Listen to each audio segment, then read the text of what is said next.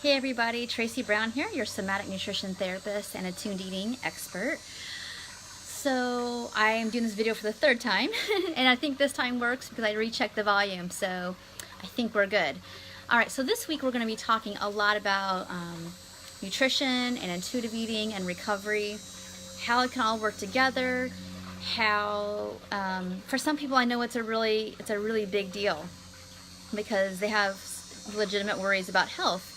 And then for some people, it's that we're pretty honest and we're pretty clear that nutrition was really never part of the gig around food restriction. It was all about a way to manage overwhelm, to feel like if you got smaller, you can be more lovable, acceptable, and health is not really part of the thing. But people tend to use and abuse lower calorie foods to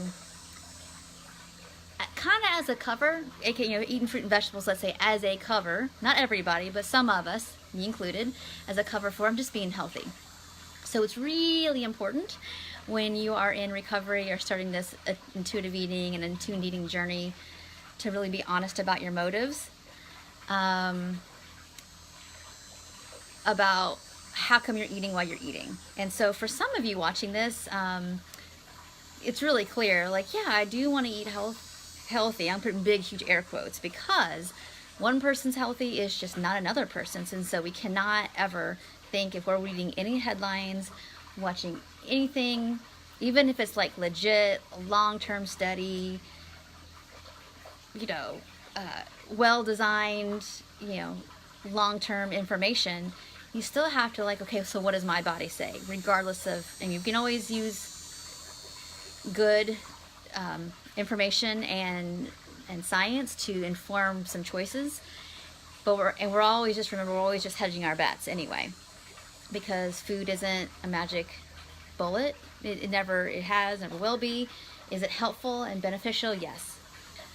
That being said, in early, especially in recovery or intuitive eating journey and efforts, it's really important to put anything that you have any worries or obsessions about on the back burner and really be more inner guided, because a lot of times we're going to need to eat a bigger variety of food, and sometimes it's going to be food that you're not used to eating because it wasn't low calorie, to be able to truly make peace and to decondition yourself from good food, bad food eating, from using food as a way to sometimes just be in your head around calculating and exacting things as a way to be in your head and not fully in your body. And so it's not that nutrition isn't important, and it's not that anybody who promotes health at every size or intuitive eating, we do care about nutrition, but from a place of trust,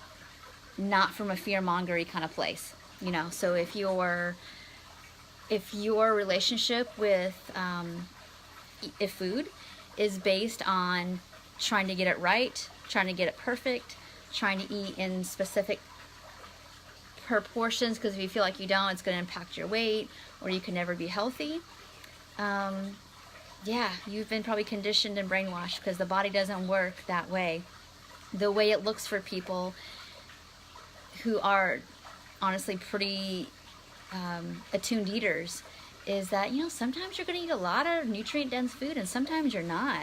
It's going to look more like a toddler's eating, to be honest, where they sometimes are just loving the strawberries and that's what they want to eat a lot of, and then sometimes it's like they're not going to get much in for a week or so, whether it's protein or fat. Well, probably not fat, but protein, or maybe fat, maybe fruit and vegetables, whatever, and then you swing back there again a little bit. And some of us our meals tend to look like a little bit more variety-ish at most times, but sometimes they don't. And knowing that that's perfectly okay, and if you look at the big picture, you're more likely to have nutrient-dense eating than somebody who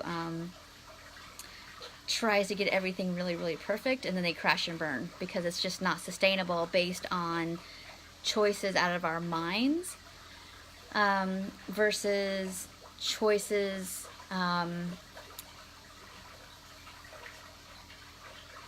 informed by body wisdom, because right now you might need the more calorie dense foods, and those don't tend to be fruit and vegetables. I mean, they might have little drips and drabs in your meals with them, but it might not be what your body really needs you to do more of right now. And so we have to let that be 100% healthy and acceptable and trusting. So I'm just going to do little blips about this week around the idea of nutrition and intuitive eating and recovery. And then as every day that goes by, I'm going to kind of like expand on this topic. So today, what I want you to think about, I want you to do this actionable thing for me today, is think about one place in your eating where you still have some fear about, if I don't eat correctly or right, or whatever the rule or the language you use around that is. Check out to see if you can see if there's a fear around that, what you think will happen if you don't, and where that came from. I just want you to identify it, and if that is actually something that your body will verify for you, in terms of like, does your body actually say that? Is that just your head? So think about that today. I would love to see your comments below, or you can private message me about that. I'll give you an example of what that looked like for me. As I had this belief that, like, if I didn't, again, I was really obsessive with fitness, and so the way that I can't try to justify some of my eating is like, oh, I need to eat a lot more protein to build muscle, and so I overate protein for sure. And the truth is, I would just make myself eat way more than I ever wanted to at a meal. And the way I can look back at that and say, I didn't want to really eat that certain amount of, let's say, eggs or egg whites at breakfast. And I would like, well, what's going to happen if I cut it in half? Well, I actually have less, quote unquote, progress in the gym. By the way, I had no progress at the gym because I was under eating. It doesn't work. So anyway, was what I was telling myself actually true? Was my body really pushing me to eat that many egg whites, or was it my mind because of some article it read in some kind of like fitness magazine saying I should eat that many at a meal, and that was healthy? Where was I getting that information from? And if I looked at that and I challenged it with some kind of like more attuned action, did I have some kind of different results? And for me, of course, the answer was no. I just need to eat a bigger variety of food and more food to actually feel better. So anyway, I want you to do something like that similar as well, and see what happens. Okay? Thank you so much. Thanks for watching, and I'll talk to you all tomorrow. Take care. Bye.